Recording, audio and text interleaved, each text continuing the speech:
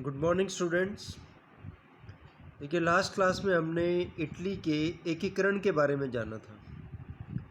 आप ये जानते हैं कि इटली जो है वो छोटे छोटे राज्यों में बटा हुआ था और किस प्रकार से राष्ट्रीय भावना का उदय हुआ इटली में, और मैज़नी, कैवूर और गैरिबाल्डी के नेतृत्व में इटली एक हो गया जो बटा हुआ था।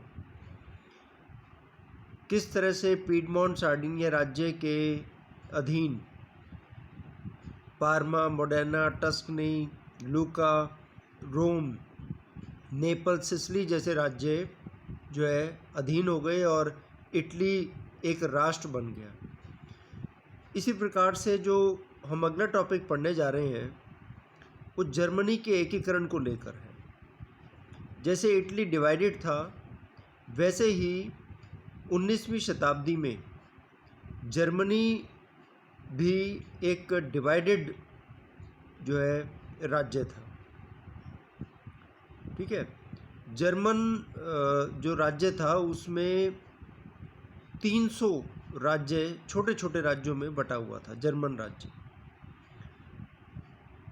मतलब आप यू कैन जस्ट इमेजिन कि मतलब 300 अलग अलग राज्यों में, जर्मनी बहुत बड़ा जो है क्षेत्र है, 300 राज्यों में बटा हुआ था। और इन राज्यों में कुछ राजनीतिक इकाइयाँ थी, कुछ धार्मिक इकाइयाँ थी। जैसे है कि हमने इटली के एकीकरण में पढ़ा कि जो मध्य इटली था उस पर पोप का अधिकार था। तो कुछ पॉलिटिकल यूनिट्स भी थी और कुछ रिलीजियस यूनिट्स भी थी जर्मनी में। और अगर हम भौगोलिक दृष्टि से देखें, geographically if you look at Germany at that time, तो we can divide Germany into 3 areas, 3 parts. 3 भागों में हम बांट सकते हैं जर्मनी को। एक तो उत्तरी जर्मनी के राज्य, मध्य जर्मनी के राज्य और दक्षिणी जर्मनी के राज्य। इसमें आपका जो ये क्वेश्चन है ये थ्योरी का तो है, साथ साथ मैप का भी है। जर्मनी का एकीकरण आपको थ्योरी में भी पढ़ना है और मैप में भी पढ़ना है, तो सेम क्वेश्चन हो जाएगा। मतलब अब आप ये कह सकते हैं, इसको मैं मैप जब करवाऊंगा तो फिर आपके 3 मैप हो जाएंगे। इटली का भी अलग से आपको भरवाना है और जर्मनी के एकीकरण का। तो इसलिए भी इम्पॉर्टेंट है ये। मतलब मैंने आपको बताया कि इटली और जर्मनी के एकीकरण में से मैप और थ्योरी का एक क्वेश्चन श्योर शॉट है, तो इसको आप अच्छी तरह से तैयार कर लें। तो देखिए, अगर हम भौगोलिक दृष्टि से देखें जर्मनी को, तो जर्मनी को हम 3 भागों में बांट सकते हैं। जो उत्तरी भाग है उसमें आता है प्रशा। मैंने आपको पहले भी बताया है कि प्रशा एक बहुत महत्वपूर्ण राज्य था जर्मनी का। सैक्सोनी, हैनोवर और फ्रैंकफर्ट ये मुख्य राज्य थे उत्तरी जर्मनी के। मध्य जर्मनी जो थी उसमें राइनलैंड का क्षेत्र सम्मिलित था, राइनलैंड। ठीक है, और जो दक्षिणी जर्मनी था उसके अंदर वुटेनबर्ग, बवेरिया, हेम, ड्रेम्स्टेट ये राज्य थे। मुख्य वुटेनबर्ग और बवेरिया के राज्य थे। तो देखिए, इस तरह से अगर हम देखें प्रशासकीय व्यवस्था, शक्ति और संपत्ति के आधार पर एक राज्य दूसरे राज्य से भिन्न था। बेशक एक राज्य दूसरे राज्य से भिन्न था, लेकिन जर्मनी के जो राज्य थे वो एक दूसरे से जुड़े हुए थे और पवित्र रोमन सम्राट के प्रति आदर भाव रखते थे। अब आप कहेंगे पवित्र रोमन सम्राट क्या था? ऐसा था कि जो यूरोप का मिडिल पार्ट था, मध्य यूरोप में एक राज्य था जिसे पवित्र रोमन राज्य कहते थे, होली रोमन एम्पायर। इसका जो सम्राट होता था वो ज़्यादातर ऑस्ट्रिया का शासक होता था और धार्मिक दृष्टि से उसे पवित्र माना जाता था उस क्षेत्र को। तो देखिए, इस पवित्र रोमन सम्राट के प्रति लोग आदर भाव रखते थे। विभाजित होते हुए भी, राजनीतिक रूप से विभाजित होते हुए भी वो उसका सम्मान करते थे। इन राज्यों का जो एकता का जो मुख्य कारण था वो था जो पार्लियामेंट थी, diet is the name of the parliament of Germany, जिसमें 300 राज्यों के प्रतिनिधि शामिल थे। तो ये जो डाइट के जो मेंबर्स होते थे वो जर्मनी के राजवंशों और शासकों द्वारा आमंत्रित होते थे। हालांकि ये जो प्रतिनिधि होते थे ये राष्ट्रीय हितों की अपेक्षा संकीर्ण स्वार्थों पर ज़्यादा मतलब बल देते थे, और डाइट की जो संरचना थी वो संसदीय ना होकर सामंती थी, और इसके पास ज़्यादा जो है सैनिक शक्ति और आर्थिक शक्ति नहीं थी।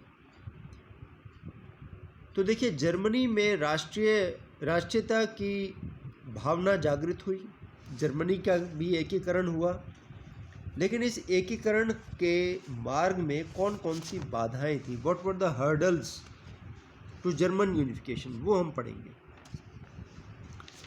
तो देखिए क्या क्या बाधा थी जर्मनी के एकीकरण में। एक तो ये था कि जर्मनी के राज्यों के बीच धार्मिक, राजनीतिक, आर्थिक, सांस्कृतिक असमानताएं बहुत थी, जिनके कारण जर्मनी का एकीकरण कठिन था। बेशक जर्मनी के लोग जुड़े हुए थे आपस में, पास पास राज्य थे, लेकिन उनके बीच में धार्मिक, आर्थिक, राजनीतिक असमानता, सांस्कृतिक असमानता इतनी ज़्यादा थी कि उनका एक होना मुश्किल था। इसी तरह से जर्मनी पर ऑस्ट्रिया का इन्फ्लुएंस था, ऑस्ट्रिया का प्रभुत्व था, और आप जानते हो जैसे इटली पर ऑस्ट्रिया का प्रभुत्व था, ये लombardy, वेनेशिया पहले ऑस्ट्रिया के अधीन ही हुआ करते थे, इटली के। तो ऐसी जर्मनी पर भी ऑस्ट्रिया का बहुत प्रभाव था। ऑस्ट्रिया जो है प्रतिक्रियावादी था, रिएक्शनरी था, और वो जर्मनी का एकीकरण नहीं चाहता था। जैसे मेटरनिक जो चांसलर था जर्मनी का, वो जर्मनी का एकीकरण बिल्कुल नहीं चाहता था। जब ये वियना कांग्रेस हुई थी 1815 में, मैंने आपको बताया था नेपोलियन के पतन के पश्चात यूरोप का पुनर्गठन करने के लिए ऑस्ट्रिया की राजधानी वियना में एक सम्मेलन हुआ था। उसको कांग्रेस कहा जाता है, कांग्रेस ऑफ वियना। तो वियना कांग्रेस द्वारा जो स्थापित जर्मन संघ था, उसने confederation of German states establish किया था। ये जो 300 या 360 राज्यों का जो संघ बनाया था ना, ये ढीला संघ था, बहुत कमज़ोर था, उसकी सैनिक शक्ति भी बहुत शिथिल थी। तो ये एकीकरण के मार्ग में बहुत बड़ी बाधा था, और जर्मनी में राष्ट्रीयता की भावना को जागृत करना और एकीकरण करना बड़ा मुश्किल काम था। हालांकि नेपोलियन ने उसे एकता के सूत्र में बांध दिया था।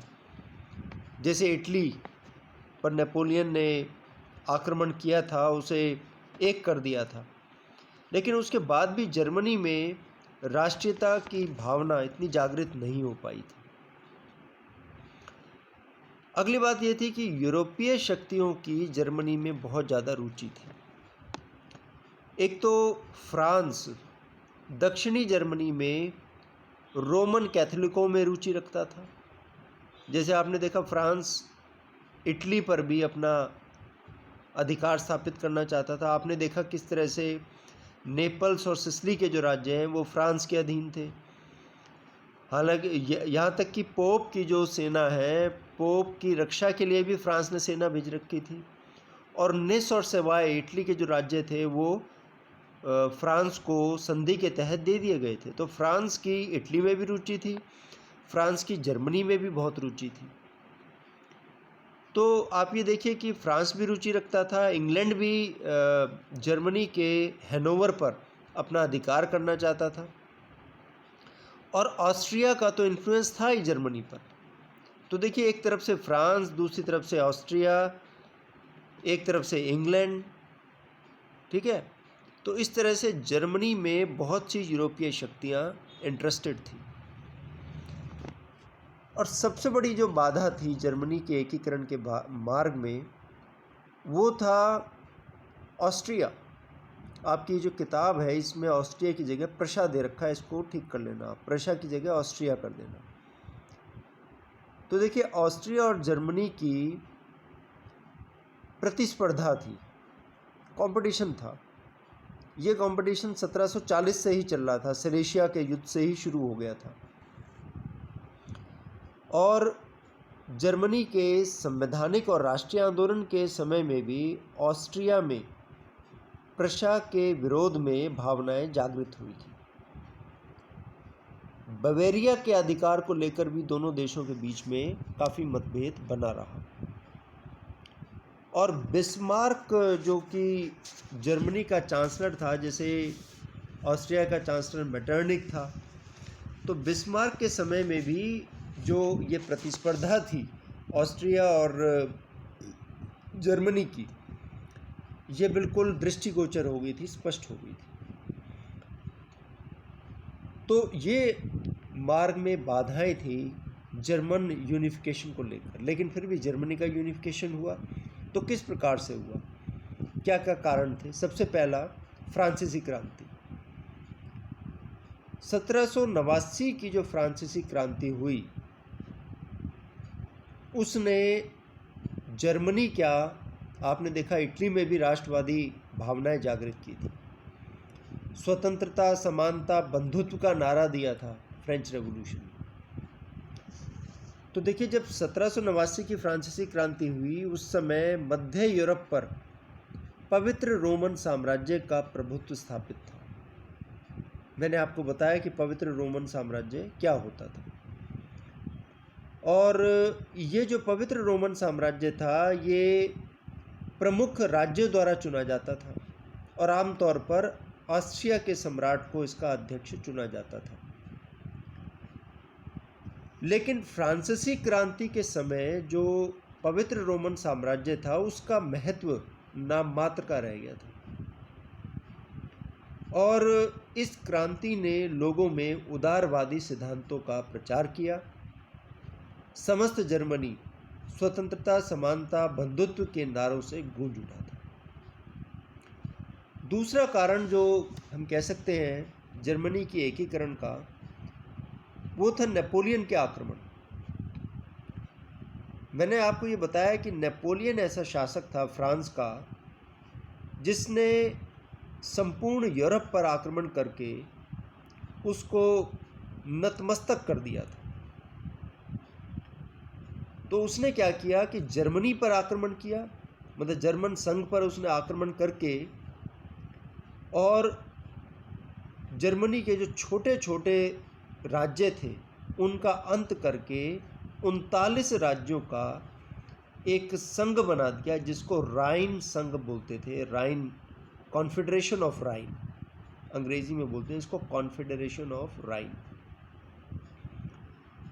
इस राइन संघ में ऑस्ट्रिया और प्रशा को छोड़कर सभी जर्मन राज्य सम्मिलित थे। जितने भी जर्मन राज्य थे, ऑस्ट्रिया और प्रशा को छोड़कर सब शामिल थे। नेपोलियन का ये जो कार्य था, ये जर्मनी के एकीकरण में बहुत सहायक सिद्ध हुआ। कहाँ तो 300 राज्य थे, और कहाँ जो है 39 राज्यों का एक संघ बना दिया। तो देखिए, फ्रांसीसी क्रांति जो हुई थी और नेपोलियन के जो आक्रमण हुए, उससे दो परस्पर विरोधी विचारधाराओं, यानी उदारवाद और रूढ़िवाद के बीच में टकराव उत्पन्न हुआ।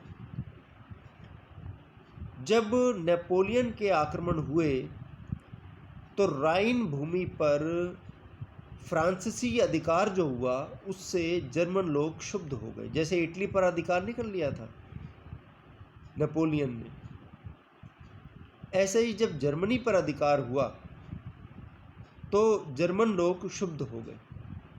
लेकिन आप ये देखिए कि नेपोलियन के आक्रमण का प्रभाव ये हुआ कि 300 राज्य से घटकर जो संख्या थी वो केवल 39 रह गई। तो काफ़ी बड़ा काम तो नेपोलियन ने ही कर दिया जर्मनी की यूनिफिकेशन का। अगर हम देखें तो नेपोलियन इटली की यूनिफिकेशन का भी जन्मदाता था और एक तरह से जर्मनी की यूनिफिकेशन का भी जन्मदाता साबित हुआ। बल्कि ये कहा जाता है कि इतिहासकार ने लिखा है कि नेपोलियन जर्मनी के एकीकरण का दादा था। He was the grandfather of German unification. अगला जो हम कारण कह सकते हैं जर्मनी के एकीकरण के लिए वो है बौद्धिक आंदोलन, इंटेलेक्चुअल मूवमेंट।